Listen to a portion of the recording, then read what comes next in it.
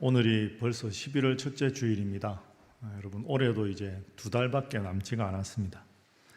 그리고 늘 11월이 되면 우리는 자연스럽게 올 한 해를 어떻게 마무리할까, 내년을 어떻게 계획할까, 특별히 교회도 그렇습니다. 교회도 보면 11월에 각 기관의 총회가 있고 내년에 각 부서와 위원회, 재직회, 당회에 누가 어떤 직분을 맡아 섬길까 하는 여러 가지 직분에 대한 제안과 기도와 결정이 있는 것이 11월입니다. 그래서 11월에 교회가 제일 많이 여러분들 사이에서 말하고 듣게 되는 단어가 헌신이라는 단어입니다. 이 직분 맡아서 헌신해 주십시오. 헌신이라는 단어를 참 많이 듣죠. 그런데 여러분은 이 헌신이라는 단어를 들을 때 어떤 느낌이 드십니까?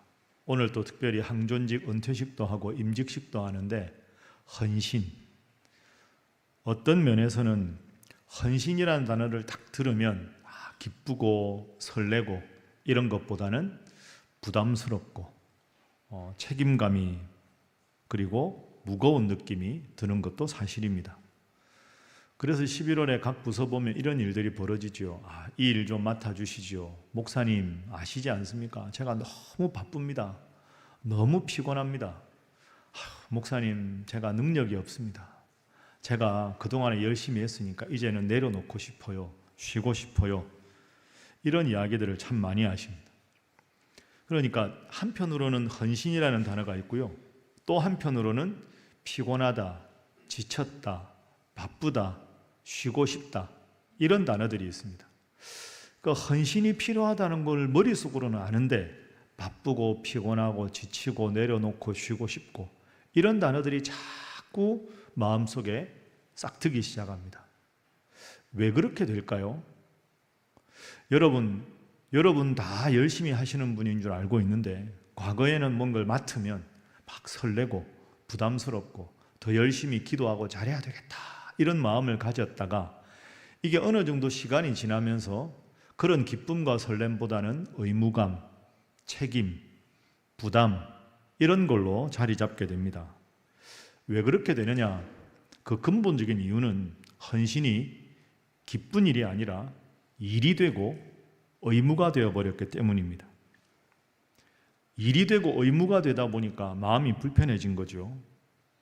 그럼 여러분, 지금 코로나 이후에 한국교회 전체적인 문제가 여기에 있습니다. 헌신하려는 분들은 줄어들고 그러다 보니까 교회가 운영되려면 헌신자는 필요하니까 열심히 하는 분한테 헌신이 자꾸 집중이 되는 겁니다. 그럼 집중해서 열심히 일하는 분을 바라보는 옆에 계신 분들은 저분 정말 바쁘네. 나보고 맡으라 그러면 절대 안 해야 되겠다. 이런 마음이 드는 거죠. 그리고 열심히 일하던 일꾼들이 점점 이제 연세가 들어가십니다. 기력이 쇠하니까 그 일을 이제 더 이상 못하게 되고 젊은 세대는 연세 드신 분들에 비한 헌신도가 떨어지는 것도 사실입니다. 그러니 헌신하는 분들은 숫자가 줄고 헌신하려는 분들의 숫자는 많지 않고 교회는 사역을 해야 되고 그러다 보니까 점점 헌신자가 줄어드는 것이 한국교회 여러 상황입니다. 그래서 역설적으로 저는 여러분들께 참 감사합니다. 그래도 우리 신일교회 여러분들이 너무나도 열심히 헌신해 주셔서 늘 담임 목사로서 고마운 마음입니다. 그래서 오늘과 다음 주 시간에는 이 헌신이라는 주제를 가지고 그동안에 우리가 헌신에 대해서 오해한 것은 없는지, 성경에서 말하는 헌신은 도대체 무엇인지, 어떻게 하면 다시 새로운 기쁨과 설렘으로 맡은 직분을 헌신적으로 잘 감당할 수 있는지에 대해서 본문을 중심으로 살펴보도록 하겠습니다. 자, 먼저 헌신이 왜 부담스러운가? 왜 헌신이 그렇지 않았는데 부담으로 다가오는가? 이 문제에 대해서도 한번 생각을 해보죠. 여러 가지 원인이 있겠는데요. 제가 보기에 한 3가지 정도가 이유입니다. 첫 번째는 세상에서 너무 바빠서 그렇습니다. 옛날보다 훨씬 여유가 없고 바빠졌지 않습니까? 그러니까 주일을 기준으로 보면 엿새 동안 세상 일이 너무 많고 바쁜 겁니다. 내 몸은 제한되어 있는데 에너지는 세상 일에 너무 몰두하고 바쁘다 보니까 주일날까지 와서 봉사하고 싶지는 않다. 이런 마음이 나도 모르게 드는 거죠. 에너지를 세상에서 다 쓰니까 교회 와서는 에너지를 더 이상 쓸 여력도 없고 별로 쓰고 싶지도 않은 게 첫 번째 이유입니다. 세상 일이 너무 바빠서. 두 번째로는 신앙생활의 개인주의가 점점 심화돼서 그렇습니다. 개인주의가 뭡니까? 하나님 앞에서 내가 예배드리고 하나님 앞에 나만 은혜 받으면 되지, 내가 꼭 임원을 해야 되나, 찬양대를 해야 되나, 공동체를 위해서 뭔가 희생하고 섬기고 그건 좀 안 하면 좋겠다. 그러니까 신앙생활이 내가 하나님 앞에 은혜 받는 것도 필요하고 공동체를 섬기는 것도 필요하고 이 두 가지가 조화가 돼야 되는데, 이제는 공동체를 위한 섬김은 점점 관심이 없고 개인적으로 하나님하고 나 관계만 집중하겠다, 나 예배드리고 나 은혜 받고 그냥 예배 끝나고 돌아가고, 그런 홀가분한 게 좋다. 특별히 이게 가속화된 게 코로나입니다. 코로나 시대에 온라인으로만 예배를 드리고 헌신을 안 하다 보니까 이제는 헌신을 안 해서 그것이 익숙해져 버렸습니다. 그래서 코로나 이후에 헌신자들이 많이 줄어들게 된 거죠. 세 번째가 결정적인 이유인데요, 헌신에 대한 잘못된 경험과 오해 때문입니다. 과거에 우리 한국교회, 우리 교회 열심히 헌신해서 부흥했습니다. 그런데 그러다 보니까 헌신은 곧 희생이다, 이런 생각을 하게 된 겁니다. 여러분, 그렇지 않습니다. 헌신은 일방적인 희생이 아닙니다. 근데 열심히 희생하는 게 헌신이라고 생각을 하다 보니까 헌신이 기쁨이 아니라 고생이 되었고 은혜가 아니라 공로가 되어버렸습니다. 그러다 보니 일종의 보상 심리까지 겹쳐서 내가 이만큼 헌신했으니까 이만큼 복을 주시겠지 하는 그런 생각도 자리 잡게 되고, 열심히 일하다가 지치면 섭섭한 마음과 상처만 남게 되는 겁니다. 이런 여러 가지 이유로 헌신을 기피하는 풍조가 점점 만연해지고 있습니다. 그런데 여러분, 여기서 중요한 게 하나 있습니다. 이 문제가 오늘 한국교회, 우리 교회만의 문제가 아니라는 겁니다. 초대교회 때부터 이 문제는 있습니다. 사람들이 모이면 다 말이 생기고요, 다 부담스러워하고 다 어려워합니다.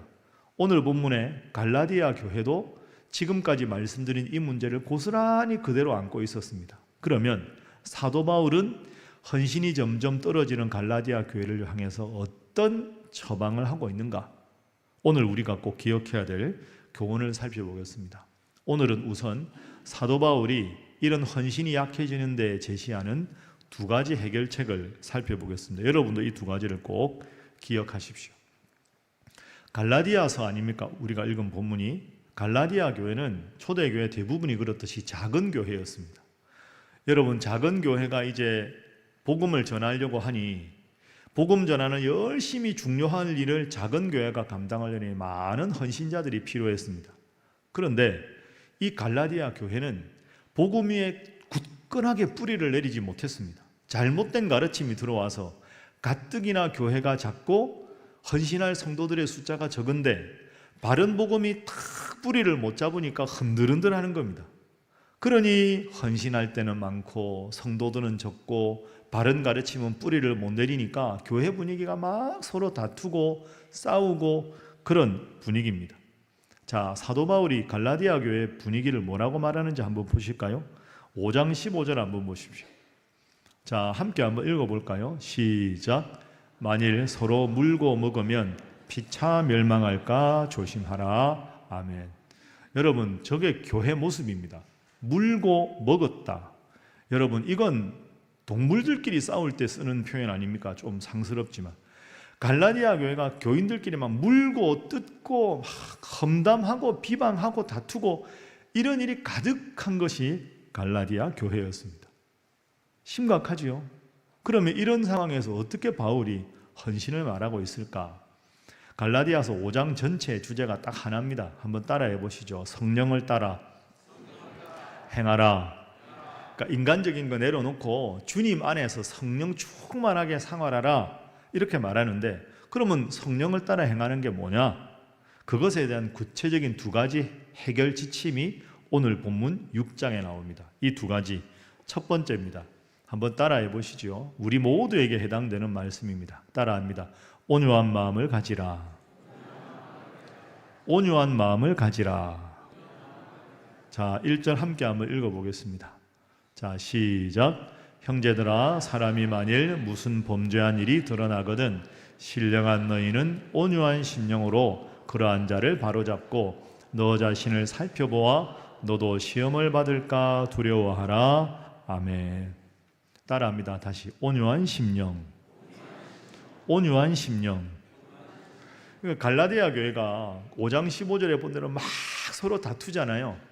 다툰다는 말은 문제가 많다는 뜻이 아닙니까? 그러면 내가 신앙생활 하는데 다른 성도가 지금 잘못하는 게 보입니다. 그러면 손가락질하고 정죄하고 당신은 그게 문제야. 당신은 그거 고쳐야 돼. 그렇게 하지 말아라. 온유한 마음으로 대해라. 정죄하고 손가락질하고 비방하고 그러지 말고 나도 죄인이고 그 사람도 죄인이고 다 죄인들이 모인 게 교회니까 온유한 마음으로 서로를 대하라. 온유한 마음이 중요하다. 이렇게 말합니다. 여러분, 정말로 중요한 조언 아닙니까? 교회가 완벽할 수 있습니까? 완벽한 교회는 100점 교회는 없습니다. 그럼 서로가 부족할 때가 보이지요. 그럴 때는 서로를 위해서 기도하고 말을 한마디를 해도 온유한 마음으로 사랑하는 마음으로 서로를 대해야 감정이 서로 다치지 않고 은혜로운 교회 분위기를 잘 유지할 수 있다. 이게 사도 바울이 말하는 첫 번째 권고사항입니다. 몇 년 전에 제가 신문기사를 읽었는데요. 기독교 신문에 한 기자가 재미있게 썼습니다. 한국 교회는 두 가지로 분류할 수 있다. 교회는 찜질방 교회가 있고 노래방 교회가 있다. 여러분, 찜질방 교회, 노래방 교회 딱 들었을 때 어느 쪽이 더 마음에 드십니까? 찜질방 교회가 더 마음에 드십니까? 노래방 교회가 마음에 드십니까? 잘 모르시겠죠? 이 기자는 이렇게 분류를 했습니다. 대부분의 한국 교회는 노래방 교회와 비슷하다. 여러분, 노래방 가십니까? 대답 안 하시는군요. 노래방 가면 뭐 이렇게 처음에 가면 이렇게 번호를 지정해 주지 않습니까? 몇 번 방에 가시라고. 그러면 이제 가서 그 방에서 실컷 노래하고 나오죠. 그 노래방 교회라고 말하는 이 특징이 뭐냐 하면 옆방에 누가 있는지 무슨 노래를 부르는지 아무 신경 안 쓴다는 거죠. 그냥 자기에게 지정된 번호가 있는 방에 들어가서 마이크 잡고 신나게 노래 부르고 시간 되면 나온다는 겁니다. 옆방 사람하고 인사할 일도 없고 옆방 사람이 몇 명이 들어갔는지 아무 신경을 안 쓴다는 거죠. 대부분의 교회가 노래방 같다. 아동부 예배 아동부 갔다가 애들 집에 가고 청소년부는 청소년부대로. 그럼 1부 예배 오시는 분은 1부 예배, 2부 예배 오시는 분들이 2부 예배. 우리 교인이 몇 명인지, 저분이 우리 교회 교인인지, 저 집에가 누구 집인지 아무 신경 안 쓰고 그냥 와서 예배드리고 조용하게 왔다가 조용하게 간다. 그러니 교회 앞에서 서로 봐도 인사 한번 할 줄 모르고 내 방에 들어갔다가 내 방에서 노래 부르고 그냥 나오듯이 아무런 서로에 대한 공동체적인 의식이 없는 교회, 그게 노래방 교회다 하는 겁니다. 찜질방 교회는 뭘까요? 여러분, 찜질방 가보면 규모 따라 다르지만 가면 맨 먼저 가면 큰 거실 같은 데 있지 않습니까? 초대형 텔레비전이 있고 그냥 넓게, 집으로 말하면 거실에 해당되는 게 있습니다. 거기 가면 만인이 평등합니다. 왜? 유니폼이 똑같거든요. 전부 다 약간 좀 긴 반바지에 반팔 입고 샤워하고 그냥 화장도 다 지우고 그냥 똑같은 유니폼 입고 그냥 앉아 있습니다. 그러다 보면 뭐 가족 단위로 오신 분도 있고 연인들이 온 분도 있고 조그마한 유치원생이나 초등학생 아이들 데리고 온 부모도 있고 각양각색입니다. 그러면서 뭐 서로 누워도 있고 TV도 같이 보고 계란도 까먹고 담소도 합니다. 근데 잘 모르는 사람들끼리 그냥 옆에 이렇게 붙어 있다 보면 유니폼이 일단 똑같잖아요. 그럼 뭐 이야기하다 보면 뭐 예를 들어 초등학생 애가 막 동생이랑 막 깔깔거리고 놀면 우리 집 애가 아닌데도 저 집 애가 누구 애인가 보기도 하고, 애 귀여우면 아유 그 집 애 참 귀엽네요, 애 이름이 뭐예요, 전혀 마음에 벽이 없습니다. 그냥 똑같은 분위기에서 서로 담소도 하고 즐겁게 지내고 있습니다. 그 찜질방 교회는 정겨움과 따뜻함이 있는 교회다 하는 거죠. 여러분에게 여쭤보겠습니다. 노래방 같은 교회가 좋습니까? 찜질방 같은 교회가 좋습니까? 찜질방 같은 교회가 그게 좋은 교회입니다. 너무 노래방 같기만 한 교회는 공동체성이 없습니다. 좀 서로 보살피고, 물론 교회가 규모가 크면 그게 어렵지만 그래도 우리 여전도회, 우리 교구, 우리 찬양대 서로가 서로를 살갑게 챙기고 인사하고 축복하고 힘들면 기도하고 그런 분위기가 좋은 교회 아니겠습니까? 그런 교회가 되려면 맨 먼저 마음가짐이 뭐냐? 오늘 사도 바울이 말하는 대로 온유한 심령, 온유한 마음을 가져라. 그런 따뜻하고 서로를 향한 온유한 태도를 가져야 교회가 아름답고 은혜로운 교회가 될 수 있고, 그 속에서 헌신도 생겨나고 격려도 생겨나고 칭찬도 생겨난다 하는 것이죠. 인사해야 되겠죠. 옆에 분들과 인사하겠습니다. 저부터 온유한 마음으로 대하겠습니다. 웃으면서 하셔야 됩니다. 한 번 더 하겠습니다. 웃으면서 주님 안에 사랑합니다. 네. 자, 온유한 마음이 먼저고요. 그러면 그 마음으로 서로를 어떻게 대해야 되는가? 두 번째 사도 바울의 해결책입니다. 한번 따라해 보시죠. 서로의 짐을 지라. 서로의 짐을 지라. 자, 2절 말씀 함께 한번 볼까요? 2절 시작. 너희가 짐을 서로 지라. 그리하여 그리스도의 법을 성취하라. 아멘. 따라합니다. 너희가 짐을 서로 지라. 얼핏 보면 맞는 것 같은데 마음이 조금 무거우시죠? 나도 피곤한데, 나도 바쁜데 너희가 짐을 다 내려놓아라. 짐을 내려놓아야 편안할 것 같은데 짐을 서로 져주어라. 아니, 내 짐도 많은데 나도 부담스러운데 서로 짐을 져주면 더 피곤하고 힘들지 않습니까? 이런 질문이 바로 생깁니다. 이 짐이 뭐냐? 이 오늘 본문에는요, 짐이라는 단어가 두 개가 나오는데요. 먼저 오늘은 2절의 짐을 생각해 보겠습니다. 이 2절의 짐은 헬라어 원어로 보면 바로스라는 짐입니다. 이 짐은 개인이 짊어질 수 없는 정도의 엄청나게 무거운 짐을 말합니다.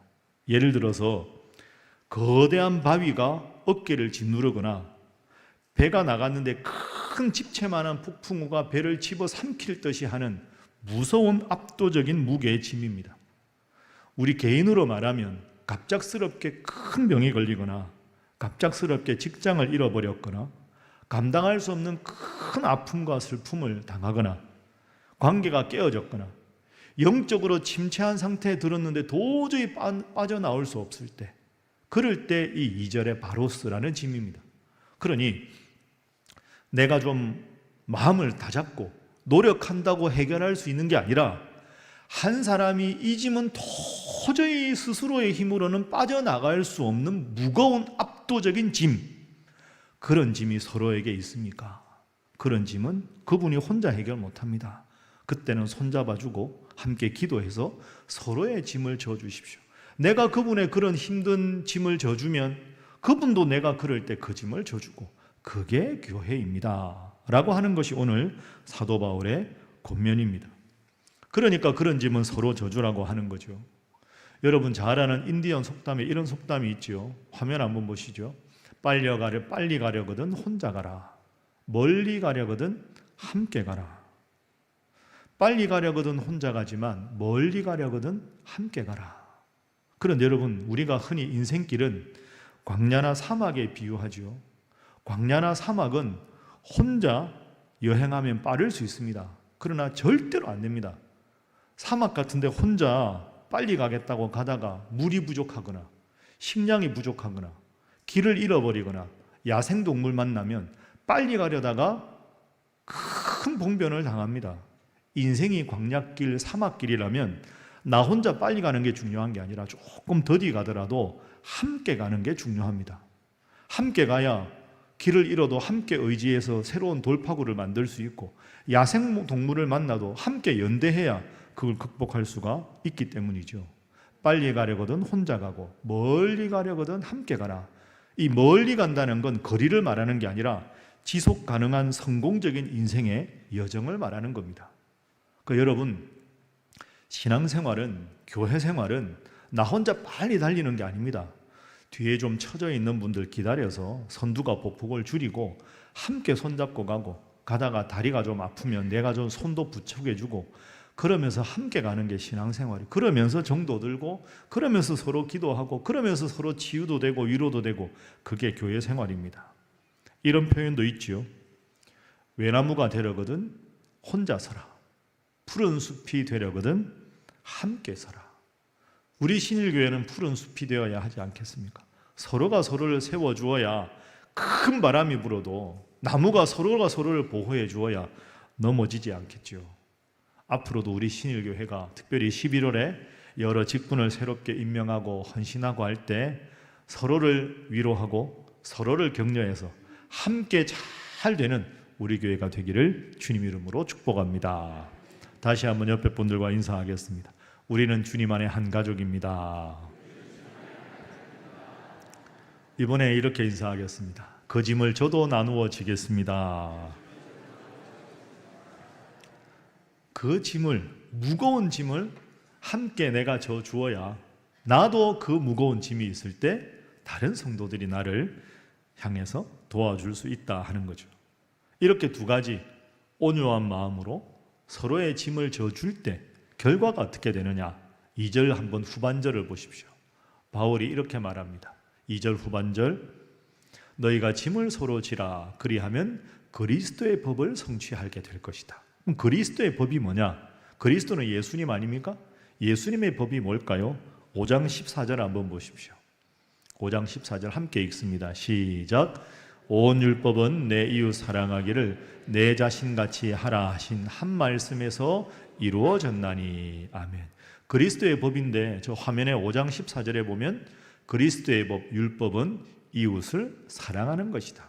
그러니까 그리스도의 법이라는 말은 성도들끼리 서로 사랑하는 것이다. 그럼 정리가 다 되겠죠. 어떻게 우리가 믿음 생활해야 되느냐?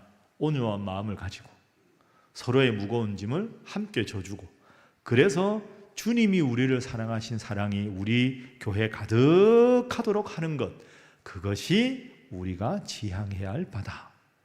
그러니 여러분, 저나 여러분이나 다 부족하지 않습니까?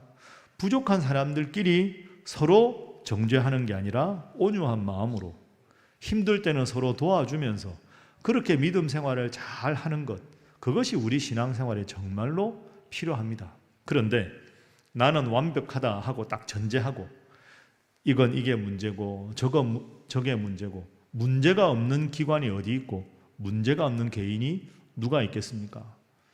새들 중에 왕이 독수리 아닙니까? 독수리가 얼마나 나는 모습이 멋집니까?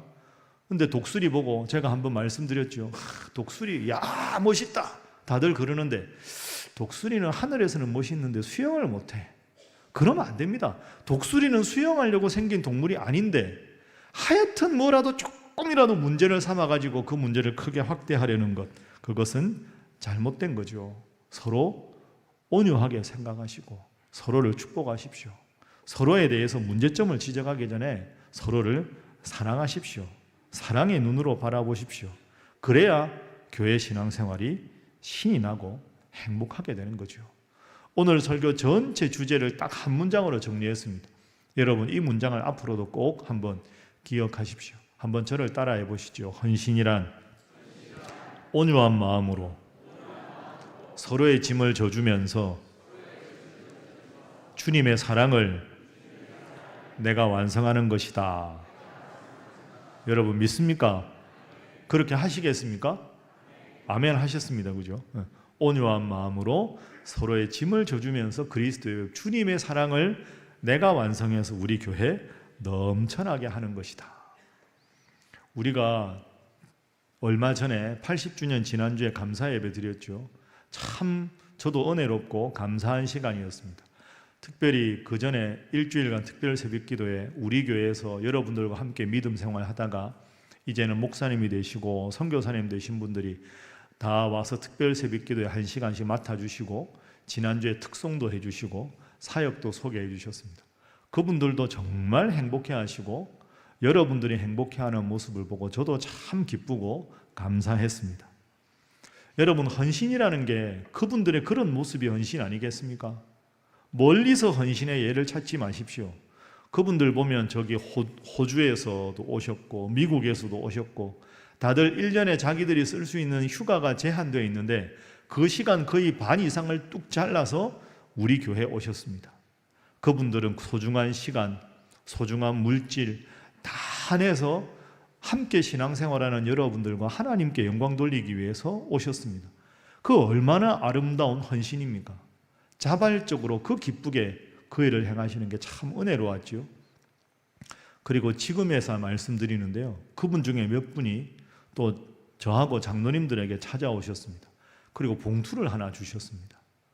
신일교회가 장학헌금 한다는데 저희도 옛날에 신앙생활 하면서 어르신들이 많이 기도해 주시고 격려해 주셨는데 신일교회 후학들을 위한 장학헌금으로 저희가 십시일반으로 헌금을 모았습니다. 부끄러우니까 예배 시간에는 하지 마시고 그냥 장로님들하고 저하고 있는 시간에 잠깐 제가 모셔서 증정을 하고 박수를 쳐드리고 기도해 드렸습니다. 여러분, 참 이건 아름다운 미담 사례 아닙니까? 그분들이 모든 것 다 시간 일정을 바쳐서 우리 교회에 와서 예배 드리는데 그분들이 행복해하고 또 그분들이 또 장학헌금을 따로 준비했다는 것, 얼마나 하나님 기뻐하실까요? 여러분들도 그분들 위해서 열심히 기도해 주십시오. 여러분, 이렇게 보면 헌신을요, 무슨 일을 많이 한다 이렇게 생각하지 마십시오. 헌신은 가장 기본적으로 마음입니다. 마음. 그죠? 오늘 말씀드린 대로 온유한 마음입니다. 하나님 은혜를 감사하는 마음입니다. 그 마음에 기쁨이 있으면 헌신은 결과로 저절로 나오는 겁니다. 왜 헌신이 어렵죠? 마음에 기쁨이 없고 은혜에 대한 감사가 없는 상태에서 일을 먼저 보니까 이거 부담스러운데, 일을 먼저 보면 부담스러운 겁니다. 그분들의 모습처럼 하나님 나에게 은혜를 베풀어 주셨다. 내가 오늘 이렇게 하나님 믿게 된 것은 신일교회 덕분이다. 그 감사의 마음으로 어떻게 하면 교회를 도울까? 그러니 행복한 모습으로 헌신의 모습을 보여드린 거지요. 헌신은 여러분, 다시 말씀드립니다, 일이 아니고요, 내 마음입니다. 마음의 기쁨이 중요하고 그 마음에 주님을 향한 사랑과 기쁨이 있으면 나의 입술의 모든 말과 나의 마음의 모든 묵상과 나의 겉으로 드러나는 삶을 통해서 아름답게 교회 공동체를 세워나갈 수가 있는 거죠. 그래서 여러분, 내가 내년에 이 일을 맡을까 맡지 않을까가 여러분의 관심이 되어서는 안 됩니다. 내 마음에 하나님을 향한 사랑이 있는가? 교회에 대한 감사와 기쁨이 있는가? 그게 있으면 헌신은 부담이 아닙니다. 의무감이 아닙니다. 그러면 한마디를 해도 서로를 격려하는 말을 하게 되고 내 입에서 나오는 모든 말이 공동체를 은혜롭게 세워가는 아름다운 디딤돌이 될 수가 있는 것이지요. 제가 여러분들에게 오늘 헌신이라는 설교를 하면서 제가 미국에 있을 때 읽었던 기사가 다시 또 올랐습니다. 여러분들에게 소개하겠습니다. 미국의 한 초등학교에서 실제로 있었던 일이라고 제가 말씀드렸습니다. 그 초등학교에 미국에는 보통 15명, 20명 정도가 한 반이거든요. 근데 그 반에 그 선생님이 참 훌륭한 분인데 날 때부터 한쪽 입술이 이렇게 좀 비뚤어진 여자아이가 있었습니다. 초등학교 저학년인데 어릴 때부터 입술이 이렇게 비뚤어져 있었으니까 말을 할 때나 웃을 때나 자신감이 없는 겁니다. 자기도 그게 답답한데 그러면 철없는 친구들이 성숙하지 못하니까 넌 입술이 왜 그래? 넌 말할 때 입술이 이상해. 너 말 못 알아듣겠어. 자꾸 그런 말을 하니까 얘가 주눅이 든 겁니다. 그러니 학교 가서도 친구들하고 말하지도 않고 자신감도 없고 늘 주눅든 상태로 있었던 거죠. 외톨이가 되었습니다. 그런데 어느 날 선생님이 아이들 한 명 한 명 불러서 선생님 교탁 앞으로 이렇게 불러서 작은 말로 이렇게 말을 하는 겁니다. 그러면 귀로 그 말을 듣고 아이들한테 큰 소리로 하는 거죠. 그러니까 아이들이 선생님이 말씀하시는 걸 얼마나 잘 알아듣는가를 청력 테스트를 하는 겁니다. 그러니까 초등학생이니까 재밌게 선생님이 귓속말로 살짝 하면 그 말을 듣고 그 말을 반 아이들에게 크게 말하는 거죠.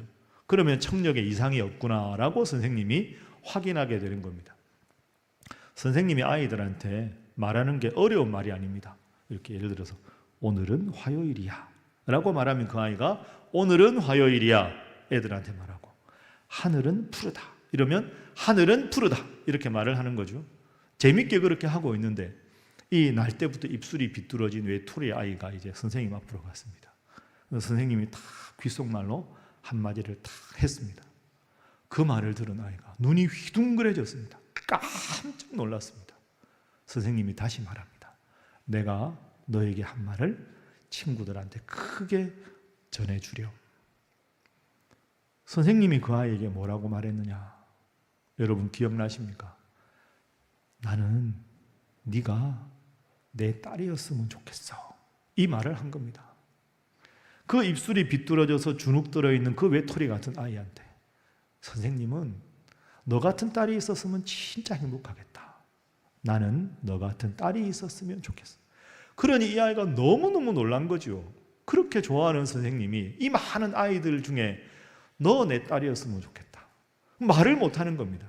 웃으면서 내가 너한테 귓속말한 거 아이들에게 크게 말해주려. 그 아이가 크게 말합니다. 나는 네가 내 딸이었으면 좋겠어. 그 말을 듣는 순간 아이들이 깜짝 놀랍니다. 누구도 들어보지 못한 선생님의 멋진 말을 이 아이가 들은 거 아닙니까? 그 아이가 그날부터 스타가 되었습니다. 와, 우리 선생님은 저 아이를 너무너무 좋아하시나 봐. 와, 선생님이 저렇게 저 아이를 좋아하는데 나도 저 아이랑 친구가 되었으면 좋겠다. 그때부터 이 아이가 스타가 됩니다. 학교 끝나고 나면 친구 집에 초대도 받고 아이들이 선생님이 제일 좋아하는 애니까 선생님 사랑을 받으려면 쟤랑 친해져야 된다고 매일 같이 놀자고 하고 그 아이가 자신감을 완벽하게 회복하고 너무나도 멋진 아이로 잘 자랐다 하는 이야기가 있습니다. 여러분, 헌신이 큰 게 아니지 않습니까? 말 한마디인데 그 말 한마디, 따뜻한 말 한마디가 그 아이의 인생을 바꾸었습니다. 오늘 사도 바울이 뭐라고 합니까? 온유한 마음으로 대하라. 서로가 힘들 때 짐을 져주어라. 이 선생님의 그 따뜻한 말 한마디에 이 두 가지의 가장 구체적인 예를 우리가 볼 수가 있습니다. 이제 말씀을 정리하겠습니다. 여러분, 헌신을 너무 크게 어렵게 생각하지 마십시오. 하나님을 향한 은혜에 대한 고백과 사랑이 있으면 그 사랑의 마음으로 하는 겁니다. 그 마음이 있으면 서로를 향해서 정죄하는 게 아니라 따뜻한 말이 나올 수밖에 없는 겁니다. 그러면서 맡은 직분 열심히 하는 겁니다. 부족하면 하나님께 기도하고 누가 칭찬하면 하나님 은혜로 돌리고 내가 부족함을 느끼면 하나님 앞에 기도하고 나가는 겁니다. 그러면 얼마나 교회가 찜질방처럼 아름답고 행복한 교회가 되겠습니까? 여러분의 헌신을 통해서 하나님이 영광을 받으시고 우리 교회가 더 든든히 서가서 하나님께서 정말 기뻐하시는 여러분이 되고 우리 신일교회가 될 수 있기를 주님 이름으로 축복합니다. 기도하겠습니다. 사랑의 하나님, 오늘 저희에게 갈라디아서 말씀을 통해서 진정한 헌신의 의미를 깨닫게 해주셔서 감사합니다. 그동안 저희가 헌신을 너무 무거운 의무나 감당해야 할 부담으로만 여겨 때로는 지치고 힘들어했던 저희의 연약함을 용서하여 주옵소서. 하나님, 저희는 세상의 짐에 때로 짓눌려서 교회에 와서도 여력이 없다고 고백할 때가 많았습니다. 그저 내 은혜에만 머물고 공동체의 짐을 외면하려 했던 이기심을 회개합니다. 이제 이 시간 사도 바울이 갈라디아 교회에 권면했듯이 저희도 온유한 마음을 갖게 하여 주시옵소서. 연약하여 넘어진 형제나 자매를 정죄하기보다 사랑의 눈으로 품고 대할 수 있는 성령의 사람이 되게 하여 주옵소서. 특별히 우리 신일교회 성도들끼리 감당하기 어려운 무거운 짐을 서로 짊어지는 참된 그리스도인들이 되게 하여 주옵소서. 지쳐서 쓰러지지 않도록 서로 부축하고 격려하며 함께 믿음의 길을 걸어갈 때 우리 신일교회가 더욱 주님의 사랑이 충만한 따뜻한 공동체가 되게 하여 주옵소서. 사랑의 하나님, 앞으로 남은 한 해의 시간과 다가올 새해 봉사를 준비할 때 기쁨으로 헌신할 마음과 힘을 더하여 주시고 지친 자는 위로를 얻고 외로운 자는 사랑을 발견하는 우리 신일교회 되게 하여 주옵소서. 예수님의 이름으로 기도하옵나이다. 아멘.